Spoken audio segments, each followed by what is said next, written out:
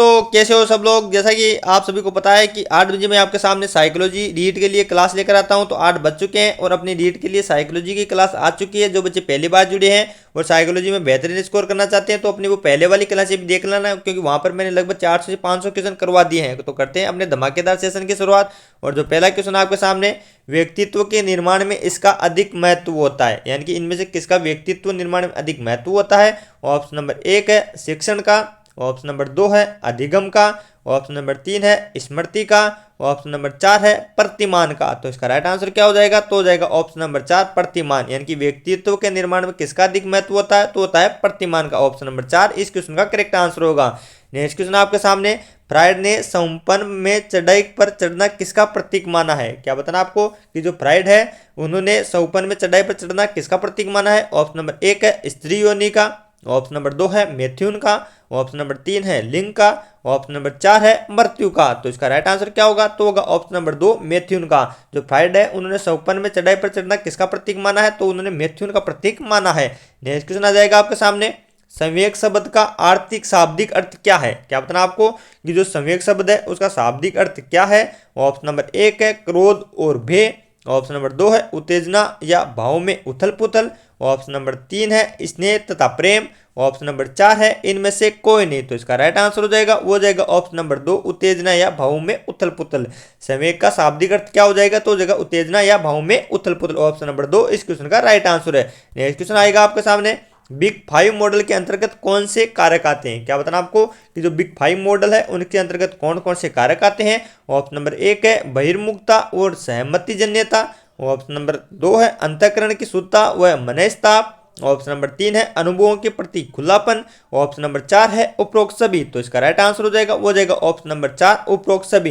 यानी कि big 5 model के अंतर्गत बहिर्मुखता और सहमति, अंतःकरण की शुद्धता और मनस्ताप और अनुभवों की प्रति खुलापन, ये सारे के सारे इसके अंतर्गत आ जाएंगे। नेक्स्ट क्वेश्चन आपके सामने, भावुक व्यक्ति के व्यक्तित्व का गुण कौन सा है। क्या बताना आपको, जो भावुक व्यक्ति होता है उसके व्यक्तित्व का गुण बताना है। ऑप्शन नंबर 1 है इनकी क्रियाएं उच्च कोटि की होती है, ऑप्शन नंबर 2 है इनकी रुचि रचनात्मक कार्यों में होती है, ऑप्शन नंबर 3 है इनकी क्रियाएं भावनाओं में संचालित होती है, ऑप्शन नंबर 4 है उपरोक्त में से कोई नहीं। तो इसका राइट आंसर क्या हो जाएगा, तो हो जाएगा ऑप्शन नंबर 3 इनकी क्रियाएं भावनाओं में से संचालित होती है। यानी जो भावुक व्यक्ति है उसके व्यक्तित्व के गुण कौन से हो जाएंगे, तो होता है इनकी जो क्रियाएं है वो भावनाओं से संचालित होती है। नेक्स्ट क्वेश्चन होता है आपके सामने, रेविस प्रोग्रेसिव मैट्रिक्स सेज का प्रयोग किसके मापन के लिए किया जाता है। क्या बताना आपको कि रेविन प्रोग्रेसिव मैट्रिसेज का प्रयोग है वो किसके मापन के लिए किया जाता है। ऑप्शन नंबर 1 है व्यक्तित्व, ऑप्शन नंबर 2 है अधिगम, ऑप्शन नंबर 3 है बुद्धि, ऑप्शन नंबर 4 है सृजनात्मकता। तो किसके लिए किया जाता है, तो बुद्धि के लिए किया जाता है। यानी कि रेविन प्रोग्रेसिव मैट्रिसेज का प्रयोग है वो बुद्धि मापन के लिए किया जाता है। ऑप्शन नंबर 3 इस क्वेश्चन का राइट आंसर हो जाएगा। और नेक्स्ट क्वेश्चन आता है आपके सामने, जैविकीय कारकों को किन भागों में बांटा जा सकता है। क्या बताना आपको कमेंट करके, जो जैविकीय कारक है उनको किन भागों में बांटा जा सकता है। ऑप्शन नंबर 1 है शरीर रचना व नाभिकीय विहीन ग्रंथियां, ऑप्शन नंबर 2 है शारीरिक रसायन, ऑप्शन नंबर 3 है परिवार रचना, ऑप्शन नंबर 4 है 1 और 2 दोनों।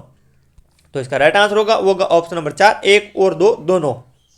जैविकीय कारकों को शरीर रचना और नाभिकीय वहीन ग्रंथियां और रासायनिक रसायन होते हैं उनमें सारे में इसको विभाजित किया जा सकता है। अगला क्वेश्चन आता है आपके सामने, मनुष्य जीवन का आरंभ मूलतः घटित है। यानी कि जो मनुष्य जीवन है उसका आरंभ कहाँ से होता है।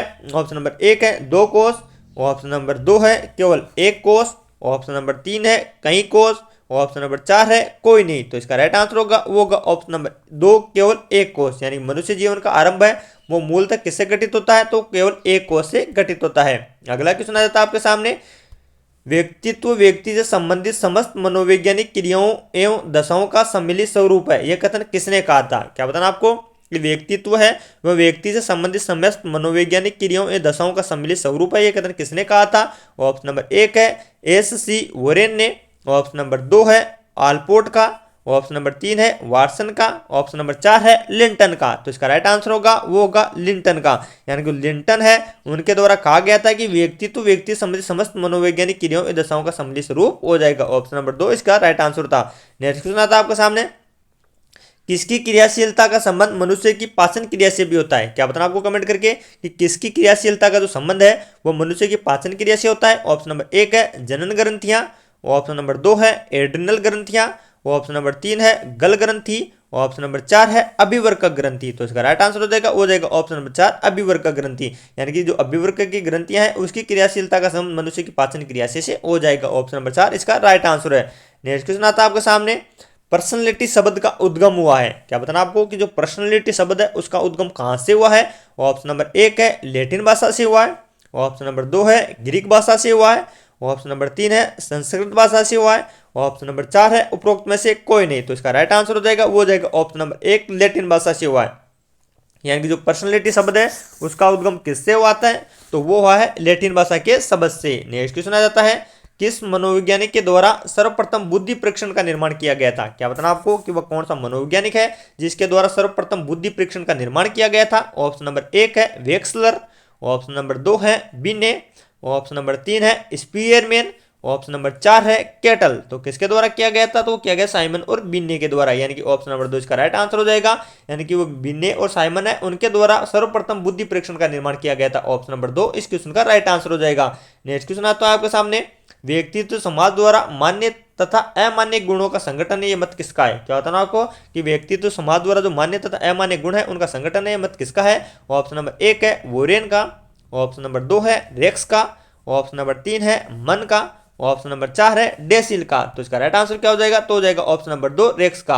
यानी कि व्यक्तित्व समाज द्वारा मान्य तथा अमान्य गुणों का संगठन है, ये हो जाएगा रेक्स का, यानी कि ऑप्शन नंबर 2 इस क्वेश्चन का राइट आंसर हो जाएगा। नेक्स्ट क्वेश्चन आता है आपके सामने, मनोविश्लेषणात्मक दृष्टिकोण के अंतर्गत कौन कौन से आते हैं? क्या बताना आपको कि जो सिगमंड फ्राइड है उनके द्वारा मनोविश्लेषणात्मक सिद्धांत दिया गया था उसके अंतर्गत कौन कौन से आते हैं? ऑप्शन नंबर 1 है इदम, ऑप्शन नंबर 2 है अहम, ऑप्शन नंबर 4 है प्रम अहम, ऑप्शन नंबर 4 है उपरोक्त सभी। तो कौन कौन से आते हैं? तो इसमें सारे के सारे आ जाते हैं। आपको ध्यान रखना है कि मनोविश्लेषणात्मक दृष्टिकोण किसके द्वारा दिया गया था? तो सिगमंड फ्राइड के द्वारा दिया गया था। इसमें इदम, अहम और परम अहम ये सारे के सारे इसके अंतर्गत आ जाते हैं, यानी कि इसका राइट आंसर होगा वो होगा ऑप्शन नंबर 4।